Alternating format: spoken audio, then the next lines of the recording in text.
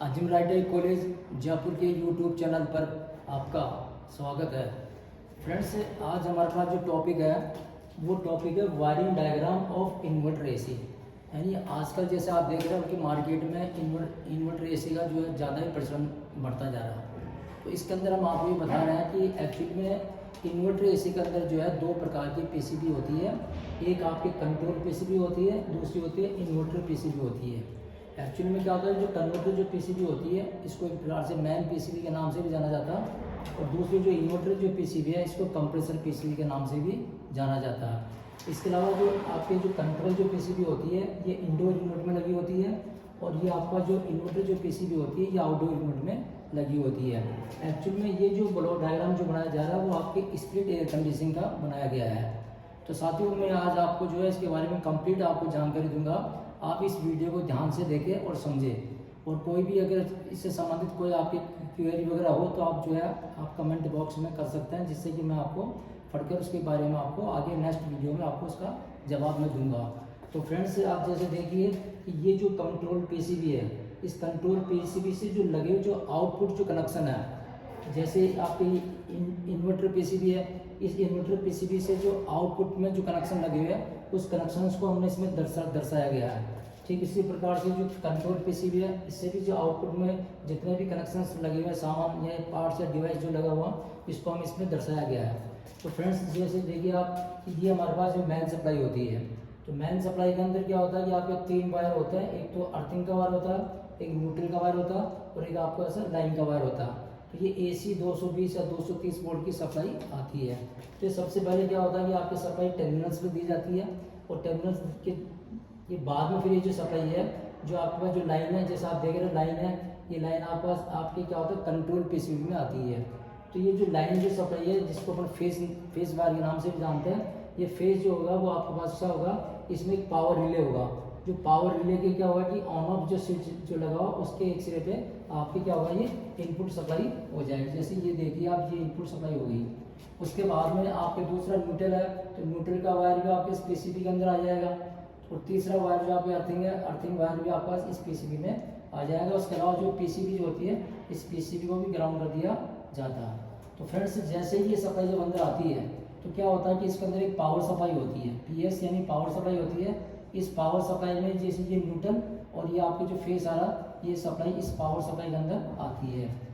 और ये जो पावर सप्लाई आती है, तो ये पावर सप्लाई जब काम करती है तो इससे क्या होता है, एक तो +5 वोल्ट की सप्लाई बनती है और एक बनती है +12 वोल्ट की सप्लाई बनती है। तो ये जो सप्लाई जो बनती है 5 वोल्ट और 12 वोल्ट सप्लाई, ये हमारे पास क्या होता है, जैसे डिस्प्ले है, आपके ड्रेन मोटर है, सेंसर्स वगैरह है, आपके ओरिजेंटल आपके स्विंग मोटर है, वर्टिकल स्विंग मोटर है, इनके अंदर ये सप्लाई आपके पास क्या होती है, जाती है। इसके अलावा जो इंटरनल जो सर्किट डायग्राम जो बना होता है, जैसे इसके अंदर एक माइक्रो प्रोसेसर यूनिट लगी होती है, तो इस माइक्रो प्रोसेसर जो यूनिट होती है जिसको हम MCU बोलते हैं, तो ये MCU को क्या होगा, ये 5 वोल्ट की सप्लाई अंदर के अंदर इसको क्या होगी, जाएगी। और ये जो MCU जो होता है, ये MCU क्या करता है कि इसमें बीच में एक स्विचिंग IC लग जाती है, और स्विचिंग IC क्या करती है, आपकी जो पावर जो रिले होता है इसमें जो लगी हुई जो कॉइल होती है उस कॉइल को क्या होता है ये ऑपरेट करता है, जिससे क्या होता है ये स्विच क्या हो जाता है हमारे पास एक निश्चित टाइम के बाद में क्या होता है, ऑन हो जाता है। इसका जो टाइमिंग जो होता है वो एक्चुअली में क्या होता है, अलग अलग जो आपके जो AC जो डिज़ाइन किए जाते हैं, कंपनी के जो डिज़ाइन किए जाते हैं, इनमें 5 से 8 मिनट का टाइम होता है। तो ये जो प्रोसेसिंग जो इसमें जो होती है वो लगभग 5 से 8 मिनट की होती है। उस 5 से 8 मिनट के बीच में ये स्विच हमारे पास क्या हो जाता, ऑन हो जाता, और फेज सप्लाई यहाँ से निकल के, यानी आपके इंडोर रिमोट से ये फेज सप्लाई बाहर निकल के, और क्या होती है आपके ये आपके पास आउटडोर रिमोट के अंदर सप्लाई इन हो जाती है। जैसे होगा ये जो लाइन है, ये लाइन क्या होगी आपके पास जो है आपके कौन से सेक्शन में आ गई, इन्वर्टर पीसीबी के अंदर आ गई। उसके अलावा जैसे आप देखिए न्यूट्रल है, तो ये जैसे न्यूट्रल का वायर है, ये न्यूट्रल का वायर जैसे आ रहा है आपके इंडोर पीसीबी से न्यूट्रल का वायर आ रहा, ये न्यूट्रल का वायर जैसे ही आ गया टर्मिनल्स पर आ गया, और टर्मिनल से आउट हो गए और सीधा क्या हो गया, ये आपके आउटडोर पीसीबी पे आ गया। इसके अलावा आपके पास अर्थिंग का वायर है, अर्थिंग का वायर भी आपके टर्मिनल से होता है और सीधा पीसीबी के अंदर आउटडोर पीसीबी में आ जाएगा। तो देखो फ्रेंड्स, जैसे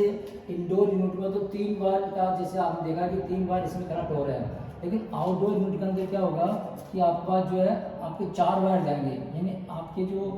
कंट्रोल जो पीसीबी है, जो इंडोर पीसीबी है, इससे 4 वायर निकलेंगे, जिसमें एक जो वायर होगा वो कम्युनिकेशन वायर होगा। जैसा आपने देखा कि ये कम्युनिकेशन वायर जा रहा, ये कम्युनिकेशन वायर निकल के और आपके पास क्या होगा, आपके आउटडोर यूनिट में जाएगा। इस प्रकार से क्या है कि इंडोर यूनिट से आपके 4 वायर निकल के और आउटडोर यूनिट में जाएंगे। अब क्या होता है, जो कम्युनिकेशन जो वायर है, एक्चुअली में कम्युनिकेशन वायर का मतलब होता है बातचीत होती है, एक प्रकार की डेटा एक दूसरे को ट्रांसफर की जाती है, यानी ये डेटा इसको ट्रांसफर करेगा, ये डेटा इसको ट्रांसफर करेगा। या यूँ समझ लीजिए आप कि जैसे मान लीजिए ये अगर बोलता है तो ये पीसीबी क्या करेगी, इसको सुनेगी, और अगर ये पीसीबी अगर बोलती है तो ये पीसीबी क्या करेगी, इसको सुनेगी। तो ये जो इन्फॉर्मेशन जो जाती है वो एज ए एक वोल्टेज के रूप में जाती है, जिसको हम सिग्नल या डेटा भी कह सकते हैं। तो ये कम्युनिकेशन वायर अगर मान लीजिए डिस्टर्ब हो जाता है या डिस्कनेक्ट हो जाता है तो क्या होगा जी, ये दोनों पीसीबी आपस में बातचीत नहीं कर पाएगी और काम नहीं कर पाएगी, और हमारा सिस्टम जो है वो एक प्रकार से क्या हो जाएगा, बंद हो जाएगा, और उसके अंदर क्या होगा, एक एरर कोड आ जाएगा, कम्युनिकेशन से संबंधित किया जाएगा, एक एरर कोड आ जाएगा। और आजकल सबसे ज़्यादा जो इन्वर्टर जो ऐसे होते हैं इसमें कम्युनिकेशन से संबंधित ज़्यादातर इसमें क्या आता है, फॉल्ट आता है। तो फ्रेंड्स जैसे आप देखिए, इसके अलावा आप जैसे देखिए जो इंडोर यूनिट होती है, इस इंडोर यूनिट के अंदर क्या होता है कि आपके 3 प्रकार के सेंसर लगे होते हैं। जनरली क्या होता है कि ज़्यादातर आप वीडियोज में देखा होगा कि इंडोर यूनिट में 2 सेंसर की बात करते हैं, लेकिन 2 सेंसर ना हो गए बल्कि 3 सेंसर लगे होते हैं। तीसरा सेंसर जो होता है वो डिस्प्ले, यानी इंडोर यूनिट के अंदर क्या होता है, एक डिस्प्ले होता है जिसके ऊपर जो है कोई भी जो हम फंक्शन की इसको दबाता है तो उसके ऊपर क्या होता है, स्क्रीन के ऊपर जो है डिस्प्ले दिखाई हमें देता है। तो ये डिस्प्ले जो है, इस डिस्प्ले से हमारे पास क्या होता है, एक IR सेंसर लगा होता है। तो IR सेंसर जो लगा होता है वो क्या होता है कि आपके जो रिमोट कंट्रोल है, इस रिमोट कंट्रोल के द्वारा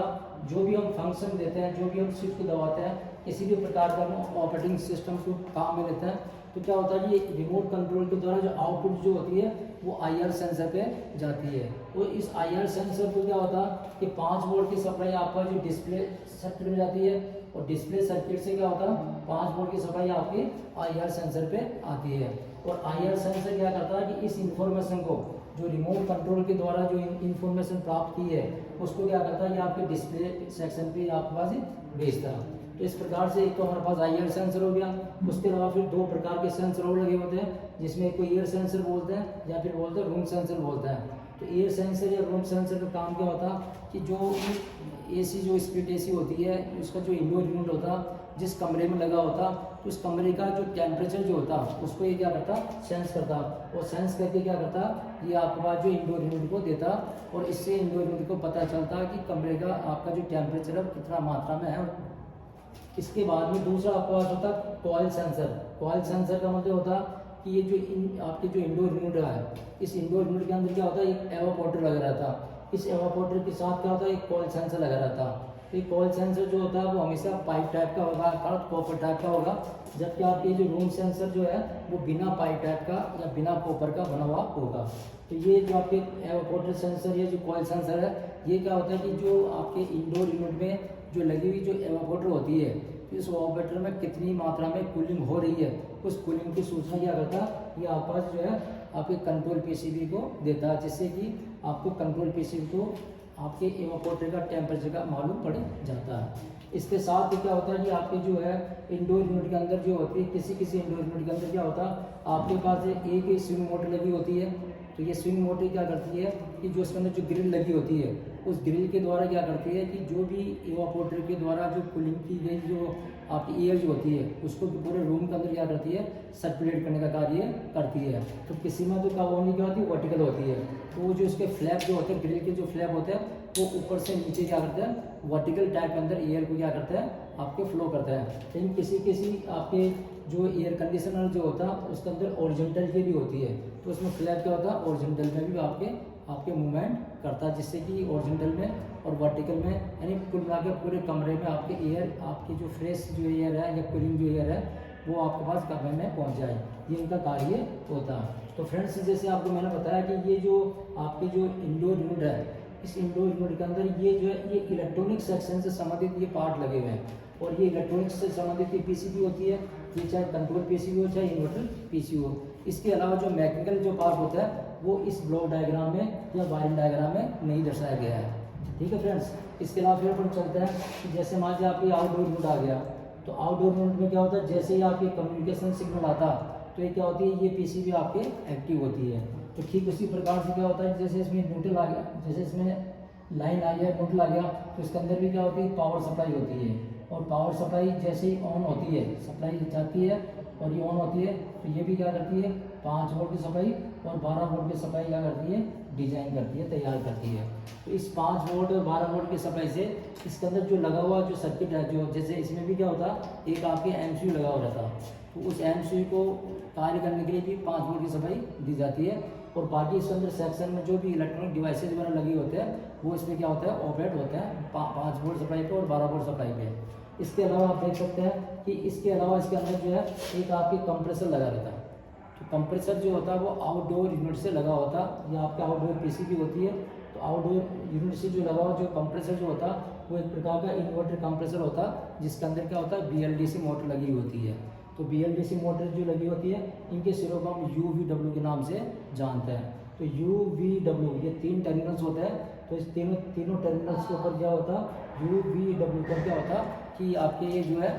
आपके पास एज ए वोल्टेज के रूप में ये आपके पास जाता है। एक्चुअली में क्या होता है कि ये जो आउटडोर यूनिट होती है, इसके अंदर क्या होता है, एक आईपीएम लगा होता है, इंटेलिजेंट पावर मॉड्यूल लगा होता है, और इसके अंदर क्या होता है, इसमें मॉसफेट लगे होते हैं। तो एक्चुअली में होता क्या है कि आपके जो आउटडोर यूनिट है, इसमें सप्लाई तो जा रही है, सिंगल फेज जा रही है, लेकिन एक्चुअली में क्या होता है कि आपका जो आईपीएम जो होता है वो उसको 3 फेज में कन्वर्ट करता है, और 3 फेज में कन्वर्ट करके और इसके अंदर जो लगे जो मॉसफेट वगैरह जो होता है वो एक प्रकार से सिग्नल जनरेट करता है। तो सिग्नल जो जनरेट किया जाता है और प्लस जो आपस जो 3 फेज की जो सप्लाई जो बनती है, ये दोनों मिक्स होके और आपस क्या होता है कि आपके कंप्रेसर पे यूवीडब्ल्यू पॉइंट पे आपका से पहुंचती है। तो ठीक इसी प्रकार से अगर मान लीजिए हम अगर कंप्रेसर के ऊपर अगर वोल्टेज नापते हैं, तो ये हमको एसी वोल्ट भी प्राप्त हो सकता है और डीसी वोल्ट भी हमको प्राप्त होंगे।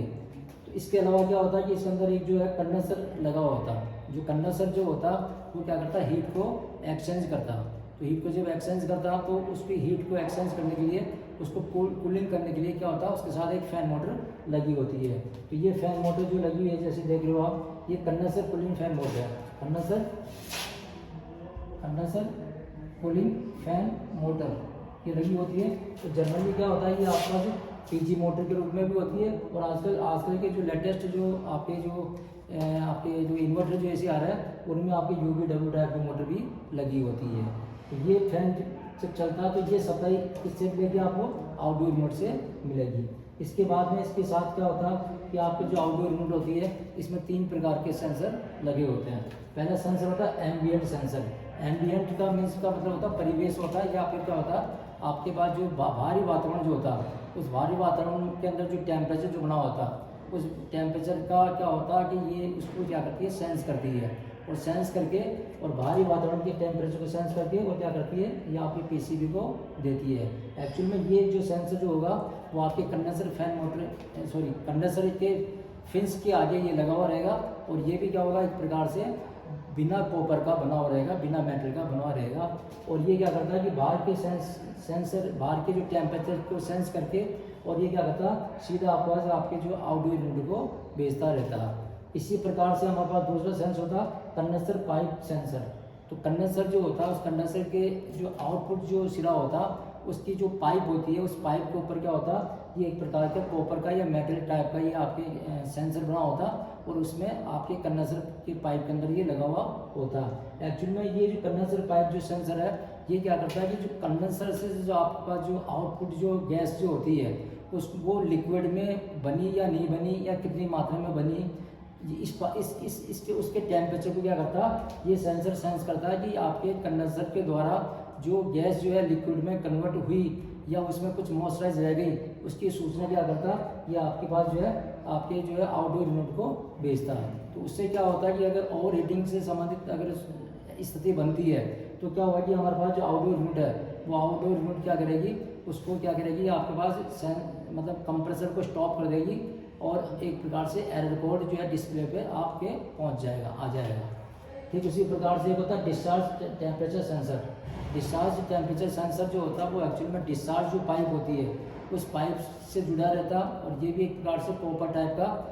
या बना हुआ होता, और ये भी ये क्या हो, डिस्चार्ज जो पाइप होता है, उस पाइप के अंदर एक पाइप होता है जिसमें ये लगा हुआ रहता है। एक्चुअल में ये डिस्चार्ज जो टेम्परेचर सेंसर जो होता है, वो क्या करता है कि जो डिस्चार्ज जो लाइन है, उस लाइन से जो गैस जो बाहर निकलती है, उसके टेम्परेचर को सेंस करता है कि भाई गैस का टेम्परेचर कितना है। अगर गैस का टेम्परेचर हाई है, इट मीन्स हाई टेम्परेचर होने पर ये क्या होता है कि तुरंत सूचना आपको क्या करेगा, आउटडोर पीसीबी को देगा, और उस सूचना के आधार पर आउटडोर यूनिट ये समझेगा कि भाई आपके जो कंप्रेसर है वो ओवर हीटिंग की स्थिति में आ गया, तो तुरंत क्या करेगी आउटडोर पीसीबी क्या करेगी, आपको क्या करेगी, उस कंप्रेसर को स्टॉप कर देगी और एक एरर कोड आपके पास डिस्प्ले का पर आ जाएगा। तो ठीक इसी प्रकार से क्या होता है कि हमारे जो पावर सप्लाई जो आउटडोर यूनिट होती है, ये आउटडोर यूनिट जो है इस प्रकार से क्या होती है, इन सेंसर्स के द्वारा इंफॉर्मेशन लेके और क्या करती है, कंट्रोल का कार्य करती है। तो फ्रेंड्स मैंने आपको ये जो डायग्राम जो बताया गया है, ये एक्चुअली में आपके wiring diagram of inverter AC से संबंधित बताया गया है। अब इसमें एक्चुअली में मैं इसी वीडियो में आपको ये भी बताना चाहूँगा कि आप एक्चुअली में जैसे दो पीसीबी लगी हुई है, एक कंप्रेसर लगा हुआ, तो अगर इनमें किसी में भी अगर खराबी होती है तो इसको किस प्रकार से फॉल्ट को फाइंड किया जाए, इसके बारे में आपको जो है इसी वीडियो में आपको बताना चाहता हूँ। तो देखिए आप लोग पहले तो आप ये समझो कि ये जो कंप्रेसर जो होता है वो एक्चुअली में क्या होता है कि आउटडोर पीसीबी पे डिपेंड होता है, और आउटडोर पीसीबी जो होती है वो एक्चुअली में इंडोर पीसीबी पे डिपेंड होती है, जिसको हम कंट्रोल या मैन पीसीबी कहते हैं। अगर किसी भी कारण से मान लीजिए अगर कंट्रोल पीसीबी अगर फेलियर हो जाती है या काम नहीं करती है, तो उससे क्या होगा कि कम्युनिकेशन सिग्नल जो निकलना क्या जाएगा, बंद हो जाएगा, जिससे कि हमारे पास जो है ये पावर से हमारे जो पीसीबी है, आपकी इन्वर्टर पीसीबी या जिसको बोलते हैं आउटडोर पीसीबी, ये काम करना बंद कर देगी, और इसके साथ ही क्या होगा, कंप्रेसर भी काम करना बंद कर देगा। ठीक उसी प्रकार से अगर मान लीजिए आपके पास आउटडोर पीसीबी अगर किसी भी कारण से अगर काम करना बंद कर देती है, तो क्या होगा कि आपके पास जो है आपके कंप्रेसर चलना क्या जाएगा, बंद हो जाएगा। तो जब तक कंप्रेसर नहीं चलेगा तो मैकेनिकल पार्ट के अंदर गैस का संचरण नहीं होगा, और जब तक गैस का संचरण नहीं होगा तो एक्चुअली में कोई भी कूलिंग आपके नहीं होगी। उसके बाद में अगर मान लीजिए कंप्रेसर अगर खराब हो जाता, जबकि मान लीजिए ये पीसी और पीसी भी सही है, और अगर कंप्रेसर खराब हो जाता तो भी इसी प्रकार का फॉल्ट आएगा। तो अब हमें ये जानना जरूरी है कि एक्चुअली में कंप्रेसर सही है या ख़राब है, या ये पीसीबी आउटडोर पीसीबी सही है या ख़राब है, या आपका ये इंडोर पीसीबी सही है या ख़राब है। इन तीनों को हमको चेक करेंगे और ये फॉल्ट को फाइंड करेंगे कि खराबी किस में है। तो इसके लिए बहुत सीधा सा सिंपल सा तरीका मैं बताना चाहूँगा इस वीडियो के माध्यम से, कि जैसे आपको ये UV W जो तीन टर्मिनलों से लगे हुए कनेक्टर होती है, इस कनेक्टर को निकाल के और इसके साथ अपन क्या करेंगे, 3 बल्ब लगाएंगे। जैसे एक बल्ब ये हो गया, एक बल्ब जैसे ये हो गया, एक बल्ब जैसे ये हो गया, 3 बल्ब लगा दिया। 3 बल्ब का एक सिरा इसमें जोड़ दिया, एक सिरा इसमें जोड़ दिया और एक सिरा इसमें जोड़ दिया। तो देखिए जैसे एक सिरा ये हो गया, एक सिरा आपका ये हो गया और एक सिरा ये हो गया। तो तीनों सिरों को हम क्या करेंगे, U, V और W, इन तीनों सिरों के साथ अब हम क्या करेंगे, जोड़ देंगे। जोड़ने के बाद हम सिस्टम उसको क्या करेंगे, सप्लाई देंगे। सप्लाई देने के बाद में अगर ये तीनों बल्ब कुछ सेकंड्स के लिए जलते हैं और जलकर अगर ये बंद हो जाते हैं, तो इसका मतलब ये हो गया कि हमारे पास जो है आपके जो इन्वर्टर जो कंप्रेसर है, वो कंप्रेसर में खराबी है, हमारे पास ये दोनों पीसीबी क्या कर रही है, काम कर रही है। अब सवाल ये आता है कि ये तीनों जो बल्ब है जलकर कुछ सेकंड बाद बंद क्यों हो जाता है। तो वो इसलिए बंद हो जाता है कि एक्चुअली में हमारे पास जो आउटडोर यूनिट है, इसमें जो MCU लगा होता है, इसमें एक प्रोग्रामिंग की होती है। तो जैसे ही इसको इस सिस्टम्स को, यानी आपके जो आउटडोर यूनिट में जो लगी हुई सिस्टम IC है या जिसको MCU बोलते हैं, उस MCU को ये पता चल जाएगा कि एक्चुअल में जो लोड है वो कंप्रेसर के रूप में नहीं है, कोई अदर लोड है। इस कारण से क्या हो जाता है, तुरंत क्या करती है, ये जो पावर आपके जो ये आउटडोर यूनिट है, वो आउटडोर यूनिट क्या करती है, सिस्टम्स को क्या कर देती है, ऑफ कर देती है, शट डाउन कर देती है। इसलिए और सप्लाई आना क्या हो जाती है, UV-W पे आना बंद हो जाती है। जैसे तीनों बल्ब आना क्या जाता है, जलना क्या जाता है, बंद हो जाता है। उसके अलावा फिर हमको यहाँ पे टेस्टिंग करने के बाद में हम क्या करेंगे, इन दोनों पीसीबी को चेक करेंगे। तो दोनों पीसीबी को चेक करने के लिए जैसे आपने देखा हो कि आपकी ये न्यूट्रल का वायर है, ये न्यूट्रल का वायर है और ये कम्युनिकेशन का वायर है। इन दोनों वायर पे, न्यूट्रल वायर पे और आपके कम्युनिकेशन वायर पे हम मीटर को क्या करेंगे, DC रेंज में लगा देंगे। लगभग 200, 250 या 500 की रेंज में हम मीटर को लगा देंगे। और लगाने के बाद क्या करेंगे, हम एक सिरा इस पर लगाएंगे और एक सिरा मीटर में यहाँ पे लगाएंगे, और यहाँ पर हम क्या करेंगे, वोल्टेज चेक करेंगे। अगर यहाँ पे मान लीजिए 25-30 वोल्ट से 50-60 वोल्ट के बीच में अगर वोल्टेज आते हैं और वोल्टेज अप डाउन स्थिति में अगर होते रहता है, तो इसका मतलब ये हो गया कि हमारे दोनों पीसीबी आपस में क्या कर रही है, काम कर रही है। लेकिन अगर यदि मान लीजिए यहाँ पर अगर वोल्टेज जो है एक स्थिर वोल्टेज आता है, यानी जैसे मान लीजिए सपोज किसी 55 वोल्ट आ रहा है या 60 वोल्ट आ रहा है या 25 वोल्ट आ रहा है, और वो वोल्टेज बिल्कुल क्या आ रहा है, स्थिर आ रहा है, फिक्स आ रहा है, मतलब कम ज़्यादा नहीं हो रहे, तो ऐसी स्थिति में ये जो है ये पीसीबी क्या मानी जाएगी, यानी ये जो कंट्रोल पीसीबी है या मेन पीसीबी क्या मानी जाएगी, सही मानी जाएगी। और आपका जो ये खराबी इन्वर्टर पीसीबी या आउटडोर पीसीबी या कंप्रेसर पीसीबी हम इसको कह सकते हैं, इसकी मानी जाएगी। और यदि मान लीजिए यहाँ पर जो है न्यूट्रल पे और कम्युनिकेशन वायर पे अगर जब हम बोर्ड नापते हैं तो मीटर किसी भी प्रकार के वोल्टेज शो नहीं करता, तो किसी भी प्रकार की जब वोल्टेज शो नहीं करता तो इसका मतलब ये हो गया कि हमारे पास जो है कंट्रोल पीसीबी या जो मेन पीसीबी है इसमें खराबी है और हमारे पास इन्वर्टर पीसीबी या सही मानी जाएगी। तो फ्रेंड्स मैंने इस वीडियो में जो है आपको एक प्रकार से एक इन्वर्टर जो एसी है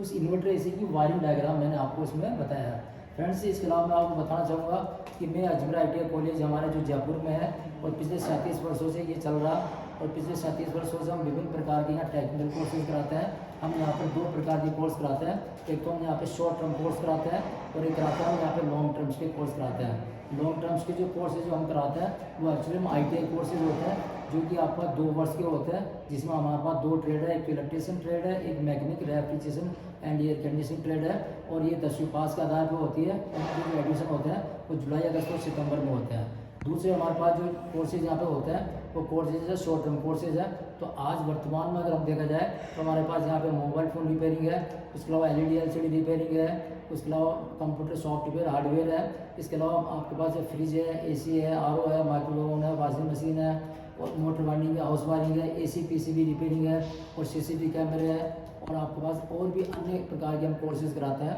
तो जो भी बंदू इस वीडियो को देख रहा है और जो भी टेक्निकल पर्सन है या नॉन टेक्निकल पर्सन है, अगर वो यहाँ पे मान लीजिए हमारे पास वो एक्स्ट्रा एडवांस कोर्सेज करना चाहता है तो हमारे पास यहाँ पे आ सकता है और हमारे ऊपर दिए नंबर पे वो जानकारी प्राप्त कर सकते हैं। इसके अलावा मैं आपको ये बताना चाहूँगा कि राजस्थान का एक पहला इंस्टीट्यूट है जहाँ पर कि कॉमर्शियल आपके जो है कॉमर्शियल आपके जो है फ्रिज जिसे कहते हैं आजकल साइड बाई साइड रेफ्रिजरेटर या उनको बोलते हैं मल्टी रेफ्रिजरेटर के नाम से जाना जाता है, जो कि कॉमर्शियल रेंज में आता है। इनका टोटल प्रैक्टिकल हम लोग A to Z हम लोग करवाते हैं। आप एक बार हमारे ITI को विजिट करें और एक बार देखें। और जिन लोगों ने इस वीडियो को कंप्लीट देखा उनको बहुत बहुत धन्यवाद। जय हिंद, जय भारत।